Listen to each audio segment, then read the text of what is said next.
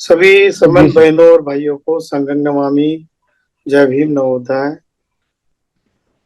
आज का जो कंसेप्ट है उस कंसेप्ट को बताने के लिए मुझे समन संघ ने जो आदेश दिया उसका मैं तहे दिल से पालन करता हूँ। और आज के कंसेप्ट के बारे में मैं कुछ चंद लाइनें बताना चाहता हूँ। जो है, अभी अभी जो डिस्कशन हुआ 2 मिनट पहले, उसमें बताया गया कि हमारी जो बहनें, गीता बहन जी ने बहुत अच्छा बताया। अभी मनोरमा बहन जी है, सविता बहन जी है, संतोष बहन जी है, अनिता राज बहन जी है, सरोज बहन जी, ऐसी बहुत सारी हमारी बहनें हैं। मैं उनको पिछले 3.5 साल से ऑब्जर्व कर रहा हूँ। खासकर ये जो बहनें हैं जो जितनी ताकत से समन संघ का पोर्टल चलाती है, और खासकर जब महिलाओं का पोर्टल होता है तो इतना मुझे मैं गदगद हो जाता हूँ कि हमारी बहनें इतनी अब जागरूक हो गई है। लेकिन जब मैं ये देखता हूँ कि इसके पीछे का इतिहास क्या है, जैसे कि हमारे महासमन आते हैं, हमको जगाते हैं, फिर भी जगते नहीं हम लोग। जैसा कि गीता बहन जी ने बोला कि हम हमारे रिलेटिव के पास जाते हैं, किसी पहचान वालों को बताते हैं, घर वालों को बताते हैं, बहुत माथा पच्ची करनी पड़ती है, फिर भी लोग जुड़ते नहीं, फिर भी समझ नहीं पाते। इसके पीछे का कारण क्या है, इसका मैं उदाहरण देता हूँ।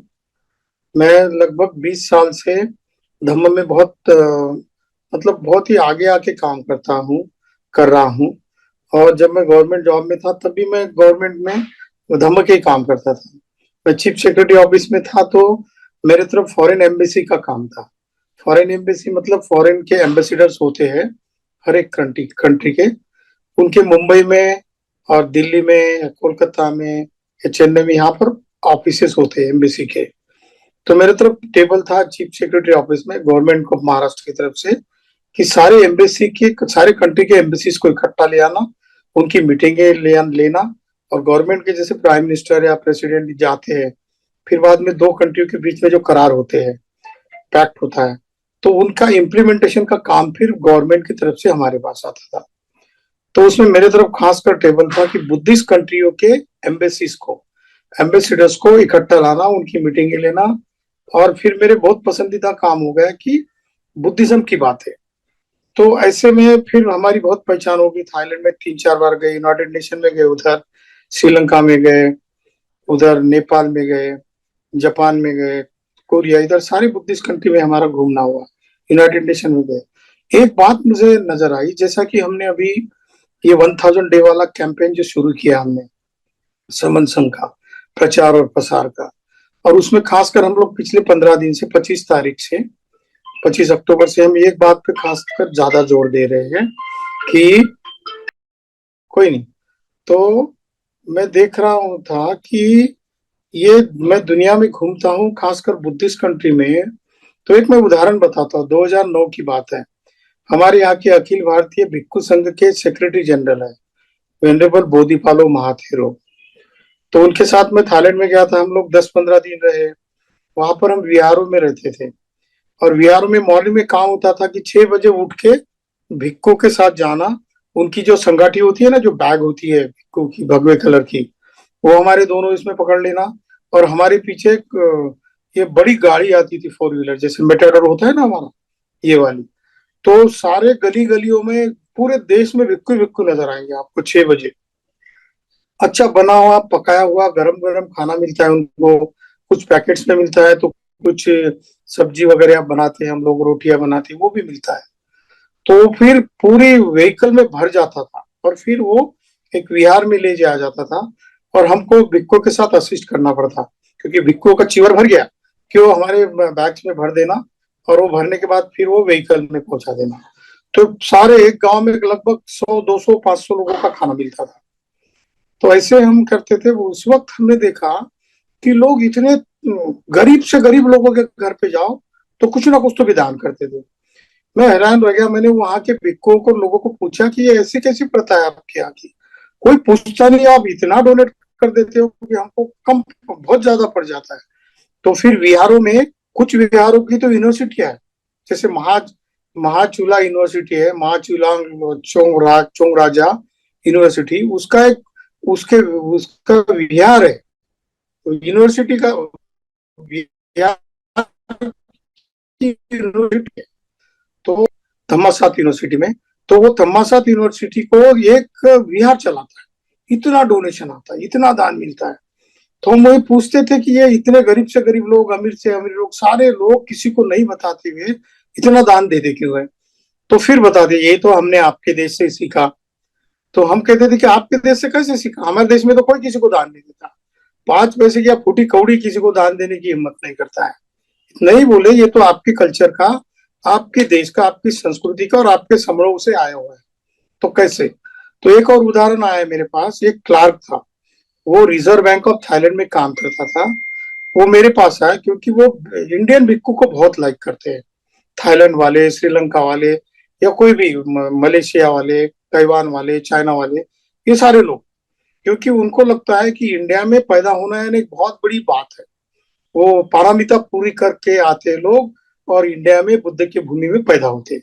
और जब हम इधर आके देखते हैं तो ऐसा लगता है कि कौन सी पारमिता है हमारी? कोई किसी से बात नहीं करता, कुछ भी नहीं है यहाँ पर, कल्चर ही नहीं है, खत्म सा हो गया।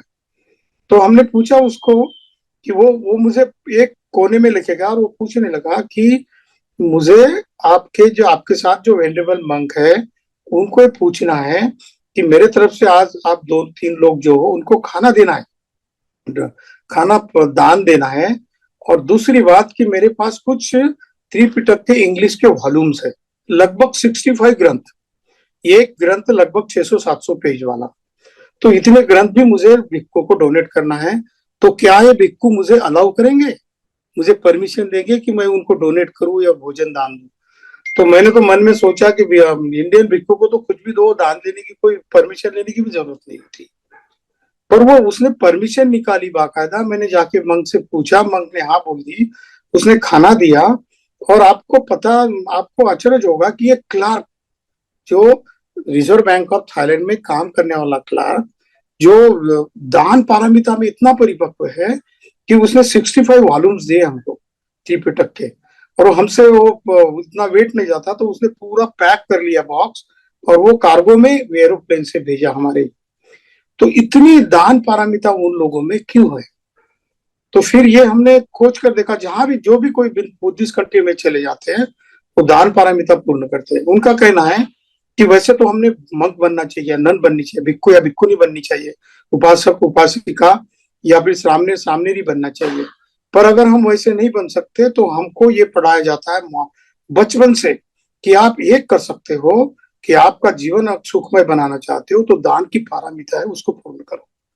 और बचपन से आदत होती है, स्कूलों से बच्चों को। अगर अगर आप भिक्षा देंगे ना, आपको कोई खाना भी परोसेंगे तो बच्चे के हाथ में दे देंगे, लो बेटा ये भिक्खू को दे दो, और बच्चा झुक जाता है, और फिर वो भिक्खू उसको आशीर्वाद गाता भी देता है। तो ये ट्रेडिशन है, खासकर बुद्धिस्ट कंट्री में है। लगभग 42 कंट्रियां हैं जो बुद्धिज्म को फॉलो करती है। उसमें 15 कंट्रियों ने तो बुद्धिज्म अपना स्टेट रिलीजन करके घोषित किया है, जैसे श्रीलंका है, थाईलैंड है, वगैरह वगैरह। तो वहां पर बचपन से ये समणों का कल्चर इस्टेब्लिश होता है। बच्चा जब बड़ा होते होते जाता है तो वो इतना दानशूर होता है, अपने पास जितना भी है उसमें से दान देने की उसकी आदत हो जाती है, उसका स्वभाव बन जाता है। तो फिर दूसरा एक उदाहरण मैं बताता हूँ। ये हम फिर उनको इधर इंडिया में लेके आते थे, राजगीर में, बुद्ध गया में, या सारनाथ में। यहाँ पर नेशनल इंटरनेशनल कॉन्फ्रेंस चलती थी, तो हम उसके आयोजन समिति में थे। एक हमने राजगीर में एक इंटरनेशनल कॉन्फ्रेंस लगाई उनकी, 7 दिन का शिविर लगाया, रिट्रीट। तो मंक थाई में बात करते थे, उसको फिर इंग्लिश में वहां का एक थाई आदमी ये उपासक ट्रांसलेट करता था, और इंग्लिश से फिर मैं हिंदी में लोग, हमारे इंडियन लोगों को बताता था। तो उस दरमियान ऐसा हुआ कि वो लगभग जनवरी फरवरी में आए थे इधर। तो फरवरी में एक लड़की 10वीं कक्षा पास हुई थी, और उसने क्या किया पता है? जितने भी लगभग 500 लोग थे, थाईलैंड के लगभग 10-15 भिक्खु और 100 के करीब लोग, और इंडिया के लगभग 500 लोग, तो ऐसे 600-700 लोगों का एक दिन का खाना उस 10वीं पास लड़की ने इसीलिए डोनेट किया क्योंकि वो 10th क्लास पास हो गई थी। और उसको हमने पूछा कि आपने क्यों डोनेट किया, तो कहती है कि मुझे दान की पारमिता पूर्ण करनी है, मैं 10th की परीक्षा पास हो गई हूँ, मैं किसी को कुछ ट्रीट भी दे सकती थी, पार्टी भी कर सकती थी। पर हमारे कंट्री में ऐसा कल्चर है कि दान दोगे तो आप एक सच्चे सच्चे इंसान, सही इंसान बन सकते हो। तो उस अकेली लड़की ने 10वीं कक्षा पास होने के उपलक्ष्य में 500 लोगों को खाना डोनेट किया, भोजन दान दिया, और भिक्षु संघ सारा बैठा और उसको फिर आशीर्वाद गाथा दी गई। तो ऐसे कई उदाहरण आपको श्रीलंका में, थाईलैंड में, या कोई भी ताइवान में, चाइना में दिखाई देंगे। तो ये कल्चर कैसा बना है, तो जब मैं बाद में इधर इंडिया का कल्चर और इसका कल्चर का दोनों का जब कंपेरेटिव स्टडी करते वक्त मेरे पढ़ने में आया, तो बाबा साहब की जो बहुत ही बढ़िया किताब है रेवोल्यूशन और काउंटर रेवोल्यूशन, क्रांति और प्रतिक्रांति, इस किताब की अगर पहली 2 चैप्टर पढ़ोगे आप, तो बाबा साहब ने रेफरेंस दिया है कि आज की इस देश की हालत कैसी है और ये देश की मानसिकता इस संस्कृति से, गंदी संस्कृति से कैसी बनी है। तो उसने सारे वेदों के कुछ ये जो महाकाव्य है, रामायण है, महाभारत है, उपनिषद है, और कुछ ये गणपति पुराण है, और ये पाराचार स्मृति है, याज्ञवल्क्य स्मृति है, इसका रेफरेंस बाबा साहब ने उसमें दिया है। तो पहले अगर आप 30-40 पन्ने 2 चैप्टर अगर पढ़ोगे ना, तो हम हमारे बहनों के साथ बात नहीं कर सकते, इतनी बुरी बातें उसमें दी हुई है। मतलब ये इनका कल्चर इतना गंदा है, इनके ग्रंथों को आप अगर ट्रांसलेट करोगे ना, तो बहुत ही बुरी फिल्में जो होती है ना, इसकी पॉर्न फिल्म वगैरह बनाते बोलते, उस टाइप की सारा इसको आपको रेवोल्यूशन और काउंटर रेवोल्यूशन के पहले 2 चैप्टर में मिलेगा। बाबा साहब कहते हैं, मैं इसलिए बता रहा हूँ कि आज की असलियत हमारी इस मानसिकता से बनी है।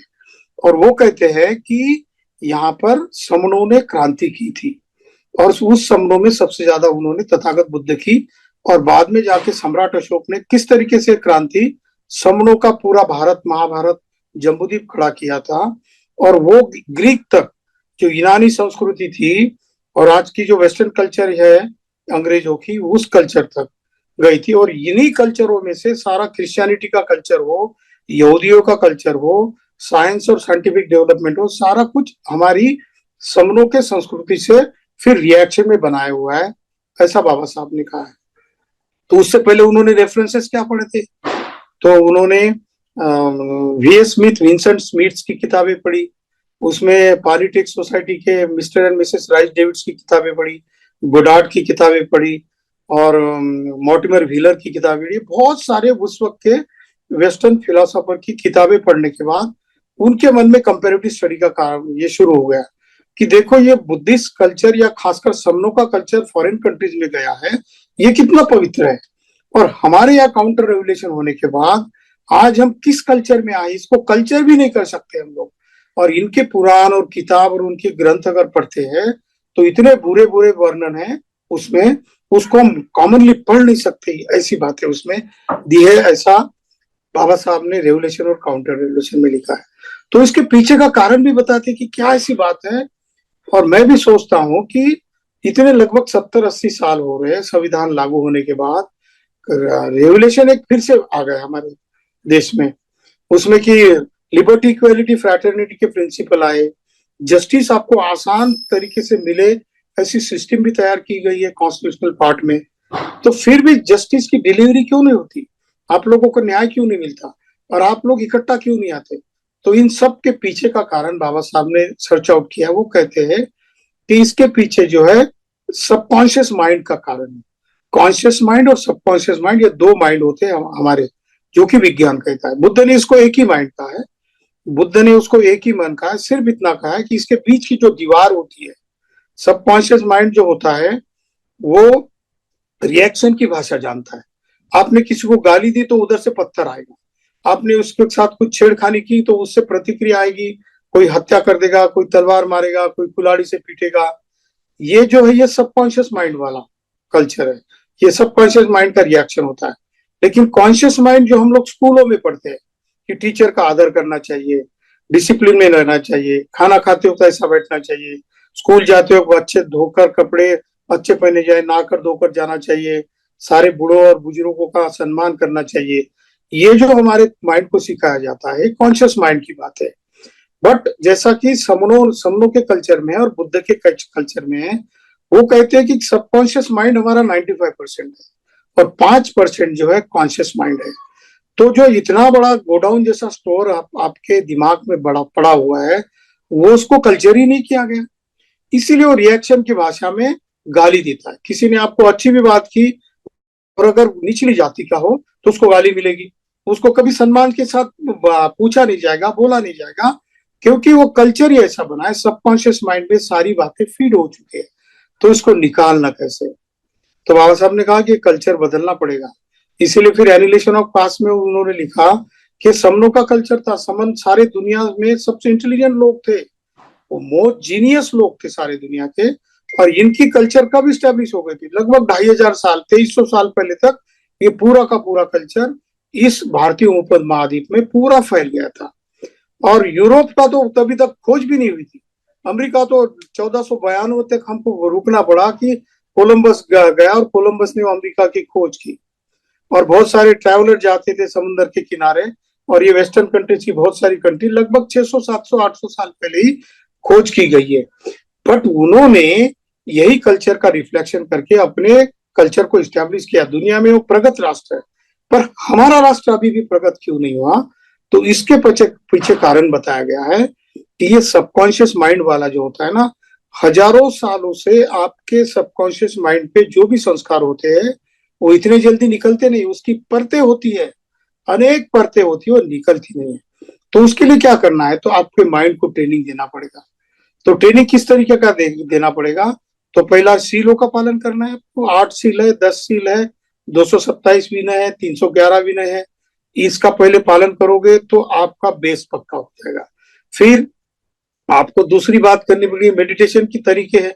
जैसे आनापाना मेडिटेशन है जिससे मन एकाग्र होता है। बच्चों को आप अगर हर दिन, जैसे स्कूलों में, महाराष्ट्र के स्कूलों में लगभग 2011 में जब हम लोग इसमें थे सेक्रेटरीट में, तो तब से हमने स्कूलों में आनापाना का कंपल्सन कर दिया गया।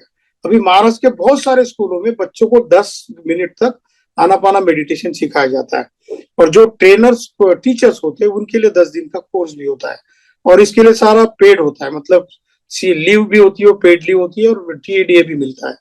तो इससे ये पाया गया कि बच्चों को अगर बचपन से अपना माइंड कंसंट्रेशन करने की विधि, या उसको आनापाना मेडिटेशन करो या इसको माइंडफुलनेस मेडिटेशन कहो, ये अगर सिखाई जाती है तो बच्चा 5-10 साल में इतना ग्रास्पिंग पावर उसका बढ़ जाता है कि कुछ भी बातें, एक वन साइड रीडर होता है, एक बार पढ़ लिया उसके दिमाग में आ जाता है।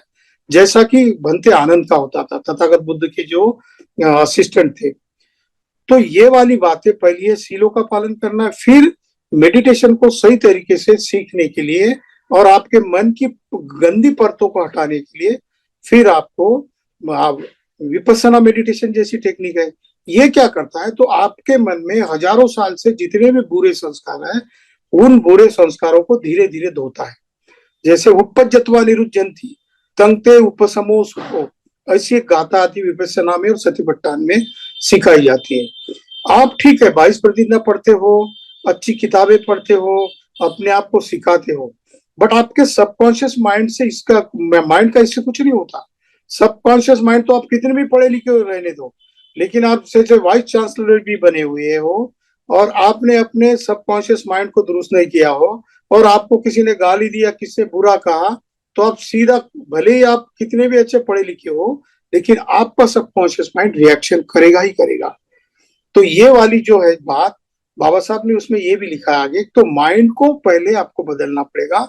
इसीलिए सबसे पहले उन्होंने गाथा कही है मनोपुब्बगम्मा वाली, पहले मन को दुरुस्त करो, क्योंकि सारी चीजें अच्छी हो या बुरी हो मन में ही आती है। ये वाली बात हो गई। दूसरी बात उन्होंने कही है कि आदमी को अगर प्योरिटी लानी है तो आपको दान की पारमिता को पहले पूरा करना है। क्यों? क्योंकि दान से क्या होता है, अगर सही मन से आप दान देते हो तो आपका अहंकार डाउन हो जाता है, डायलूट होता है, और अहंकार डायलूट होने से क्या होता है, तो आपका क्रोध, मोह और लोभ, ये 3 बातें आपकी डायलूट होने लग जाती है। तो बाबा साहब ने कहा कि इस देश को कल्चर अगर सिखाना है तो पहले ये त्रिशरण, पंचशील, आर्य अष्टांगिक मार्ग, इसकी सीख देनी है। पर ये सीखेंगे कैसे? तो कहते हैं कि इसको फिर फंडामेंटल राइट में लेके आओ, लिबर्टी, इक्वालिटी, फ्रैटर्निटी और सोशल जस्टिस की बात उन्होंने कॉन्स्टिट्यूशन में डाल दी। बहुत सारे लोग पूछते हैं कि ये हमको अड़चन हो जाती है, इससे हमको नीचे वाले आदमी के साथ झुकना पड़ता है। वो अगर ऑफिसर बनता है, ऑफिसर बनना पड़ता है, तो नीचे वाले आदमी को चेयर देना पड़ता है, उसका सम्मान करना पड़ता है, उसका स्वागत करना पड़ता है। और हमारे कल्चर में तो ऐसा नहीं है। तो ये वाला जो क्रैकिंग शुरू हो गया माइंड का, हमारा सबकॉन्शियस माइंड अभी क्रैक हो रहा है, उसकी एक एक परत हटाई जा रही है। ये कॉन्स्टिट्यूशन के माध्यम से होगा। लेकिन बाबा साहब का कहना है कि सबसे पहले कल्चर दुरुस्त होना चाहिए। कल्चर दुरुस्त होने के लिए आपका सीलों का पालन करना, समाधियों में आपने जाना, जैसे विपश्यना, आनापाना, मेत्ता मेडिटेशन करना। और उसके आगे वो कहते हैं कि ये तथागत की शिक्षा बहुत सारी त्रिपिटक के उनके सूत्रों में लिखी हुई है। तो कहते हैं कि इसके लिए समगानंग तपो सुखो, इकट्ठा आ जाओ और मेहनत करो, तप करो, यानी मेडिटेशन करो या कोई भी काम करो, जो भी करना है आप टीम में करो। ऐसा समगानंग तपो सुखो नाम की एक गाथा है, जिसको कि विपස්සना 10 डे कोर्स में सतीपट्टान में पढ़ाया जाता है। तो इससे क्या होता है, तो आपके मन के जो बुरे संस्कार है वो धीरे धीरे हटेंगे।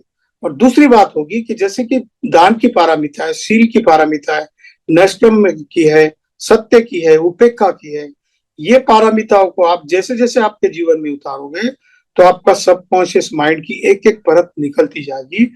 फिर आप अपने कल्चर को दूसरों को बताने की जरूरत नहीं, वो कल्चर आपका अपना हो जाएगा। मैंने डिफरेंस इसीलिए बताया कि थाईलैंड में, चाइना में, या फिर आप कोरिया में, श्रीलंका में कहीं भी चले जाओ, जापान में कहीं भी चले जाओ, आपको स्टूडेंट, जो स्कूल का स्टूडेंट, हमने स्कूलों में भी विजिट किए, तो स्कूल के बच्चों को सारा कुछ सिखाया जाता है बचपन से।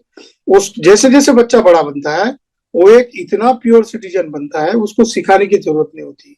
आपने ये भी देखा होगा, जैसे बुद्ध गया में, सारनाथ में, संकिसा में या सांची में जो भी फॉरेनर लोग आते हैं, उनकी डिसिप्लिन देखना।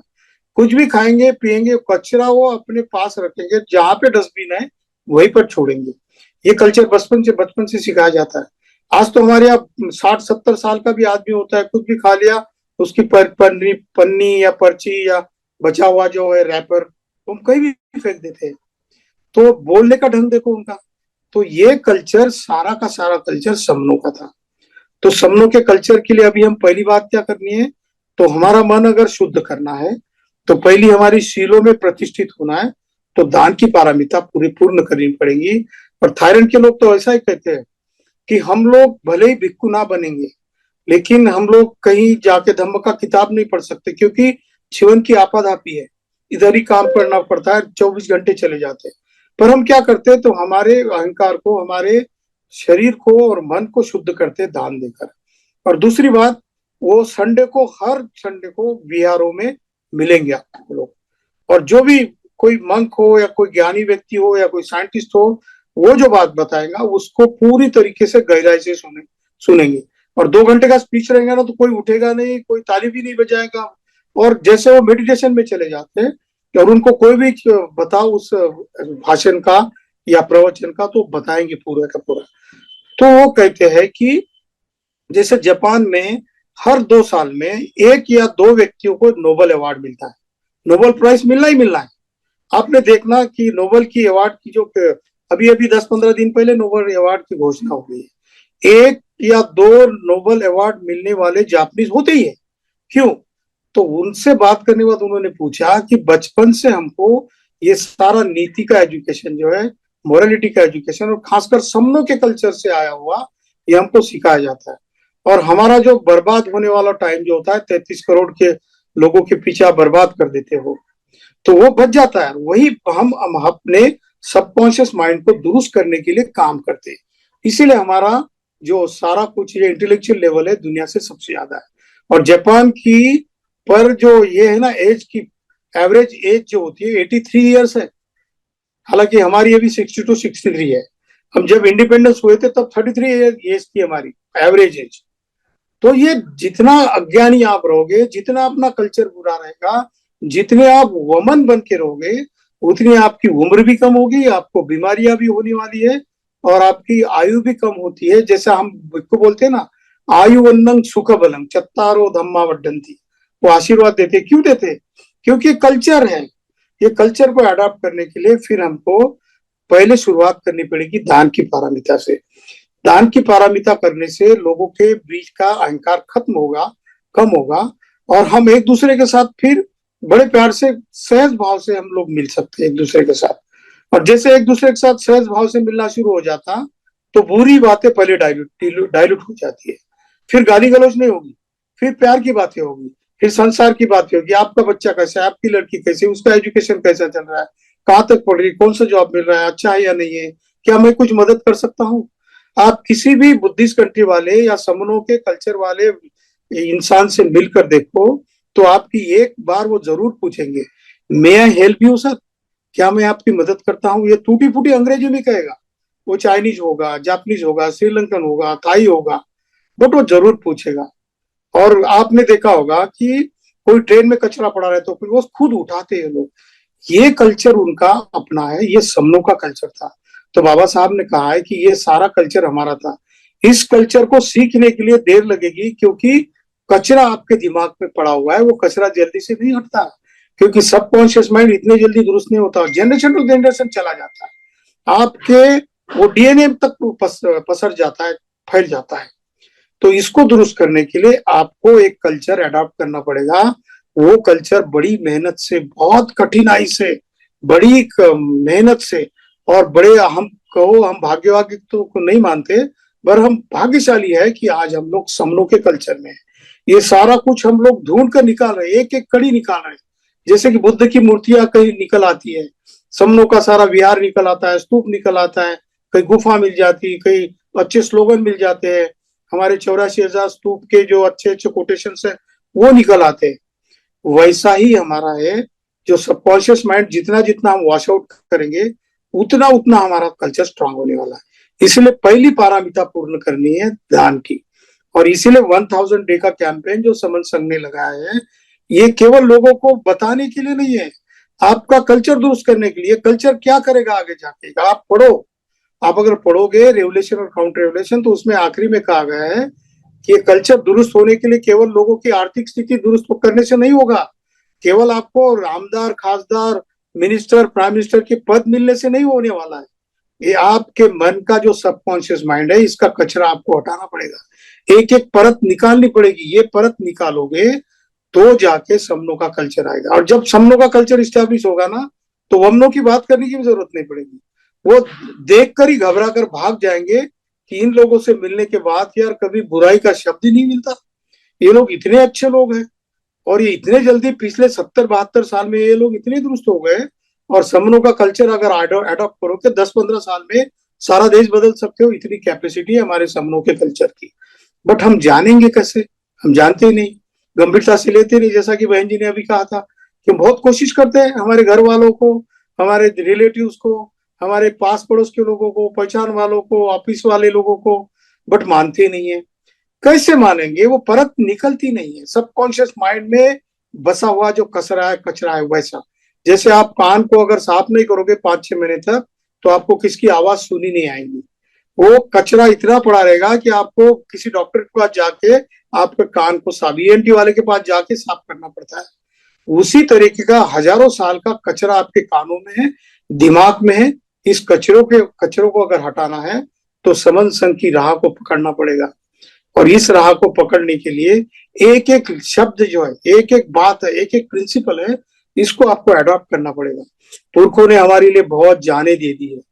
आप सोचोगे तथागत बुद्ध से लेके या उनसे पहले भी लोग देखो, अपनी सारी जिंदगी आप हमारे इस्टेब्लिशमेंट के लिए, हमको अच्छा करने के लिए उन्होंने नौछावर कर दी, अपनी जिंदगी खराब कर दी अपनी।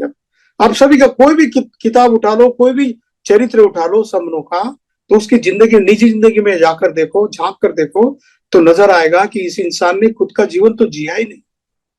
इतने बड़े योगदान देने के बाद, इतना बड़ा सैक्रिफाइस करने के बाद भी अगर हम नहीं समझ सकते, तो हमारे जैसे गेंडे के खाल वाले जो लोग हैं ना, वो आपको दुनिया में कहीं नहीं मिलेंगे। इस तरीके की बात हमारी आज है। अगर आप समझना चाहते हो तो समझ संघ की राह को पकड़ लो। 5-10 साल में इस देश में कभी नहीं हुआ इतना कर सकते हैं, इतनी ताकत हो हमारे बीच में। हम ले जाए, अगर बुरे लोग आए और यहाँ से चले जाएंगे तो क्या लेके जाएंगे। यहाँ से कोई दान पारमिता का महत्व ले जाएगा, या कोई 10 पारमिता का पालन करने की बात लेके जाएगा, या किसी से झगड़ा कैसे नहीं करना, किसी की अच्छाई कैसे करना, किसी को मदद कैसे करना, किसी को उसके जिंदगी में ऊपर उठाने के लिए क्या होगा, यही तो सीख कर जाएंगे ना। इसके अलावा क्या बातें होती है हमारी, दूसरा कुछ भी नहीं होता, यही डिस्कशन करेंगे। तो सारे समनों से मैं अपील करता हूँ कि दान की पारमिता हम पूरी करेंगे जब तक हम अपने विचारों को, मैं समन हूं, ये पहचान अगर लोगों के बीच में ले जानी है तो हमारे समन संघ के ग्रंथ को बहुत ज्यादा पॉपुलर करना पड़ेगा। हमको ये लाखों लोगों के पास लेके जाना पड़ेगा। 2029 तक अगर हम लोग 5 करोड़ लोगों तक अगर एक ग्रंथ ले जाएंगे या हैंडबिल बैनर या हमारे विचार लेके जाएंगे तो कोई बताने की जरूरत नहीं कि आगे के पॉलिटिक्स का क्या करना है, वो अपने आप ही दुरुस्त हो जाता है। वो तो आउटपुट है, वो ऐसी मशीनरी है कि उसका किसी गाड़ी का आप स्टार्टिंग पॉइंट या चाबी अगर घुमा दो तो गियर अपने आप हाथ पड़ने से पड़ता है और गाड़ी चलना शुरू हो जाती है। ये पॉलिटिकल रेगुलेशन ऐसी है। तो that is output, it is not input. But हम लोग गलत तरीका अपनाए हुए और गलत मार्ग से जाकर पूछते हैं कि मैं जिंदगी जी गया हूं, पर 50 60 70 80 साल की जिंदगी जिया हूं, अभी भी सुकून नहीं मिला, अभी भी जिंदगी में जो पाना था वो नहीं पाया। अरे रास्ता ही गलत पकड़ लिया तो कहाँ जाओगे आप। इसीलिए सही रास्ते पे सही मकाम पे पहुंचना है तो समनों के इस मार्ग को अपनाना पड़ेगा, देखना पड़ेगा, इसके ऊपर चलना पड़ेगा। और जैसे जैसे इस पथ के ऊपर चलोगे तो ये पथ है या मार्ग है, आपको उन्हीं ऊंचाई तक पहुंचाया जाएगा जिनको अछूत कहा जाता था। त्यासुदी राज सर बहुत बार बताते हैं अछूत शब्द का अर्थ क्या है, जिसको छुआ नहीं जाता। इतना ऊंचाई पे इतना ज्ञानी व्यक्ति, इतना अर्हत व्यक्ति, तो उसका अर्थ क्या कर दिया गया इसमें। आपके सबकॉन्शियस माइंड में अछूत का अर्थ क्या है। अछूत नाम लिया तो हमको भी अच्छा नहीं लगता और वो गाली के रूप में व्यवहार में उसका उच्चार करते हैं। तो ये छोटी छोटी बातें हमारे संस्कृति की, इसको सीखना पड़ेगा। हम लोग के कल्चर में आएंगे तो ये बातें सीखते जाएंगे। तो चलो हम हमारा जो समन ग्रंथ है उसको लोगों के बीच में पॉपुलर बनाने के लिए, लोगों को डोनेट करने के लिए, क्योंकि आप बात करोगे तो 10 मिनट में रहेगा, 2 दिन ध्यान में रहेगा और भूल जाते हैं लोग। पर ग्रंथ दोगे तो जब भी याद करेगा, 10 दिन के बाद 15 दिन के बाद उसको फोन करके पूछो कि क्या आपने मैं समन वाला ग्रंथ पढ़ा है। अगर नहीं पढ़ा तो आज पढ़ लो और शाम को अगर हो सके तो शाम की मीटिंग में पोर्टल पे आ जाना। अगर नहीं पढ़ा तो अगर पढ़कर हो गया तो कैसा लगा, तो अच्छा लगा तो दूसरे को दे देना। ये तो कर सकते हैं हम लोग, ये करना बहुत जरूरी है। इसीलिए दान की पारमिता पूर्ण करेंगे और हमारा 1000 डे वाला कैंपेन हमको सक्सेस करना है। ये जिम्मेदारी किसी और की नहीं है, आगे जनरेशन वाले की नहीं है, ये हमारी अपनी है। जब तक जिंदगी बची पड़ी है वहां तक हमको इसके लिए इस्तेमाल करना पड़ेगा। तब जाके मरते वक्त हम कहोगे कि मैं शांति से मर रहा हूं, कि मैंने किसी को कुछ दान दिया था। वरना किसी को दान देकर अगर नहीं मरोगे ना तो जीवन सुख से सांस नहीं निकल जाएगी। इतनी बात मुझे कहनी थी। अगर मेरे बात से किसी किसी को कुछ गलत लगा हो, मैं जब भी बोलता हूँ अपने दिल से बोलता हूँ, किसी को कोई बुराई ना पहुंचे इसलिए बोलता हूँ। पर कभी कभी कुछ बात निकल आती है, अगर किसी को बुरा लगा हो तो यहाँ पर बैठा हुआ समन संग मुझे माफ करे। संगे यो खलितो दोषो संगो खमतु तम मम। जय भीम, नमो बुद्धाय, संग नमामि। मैं समन हूँ, हम सब समन है।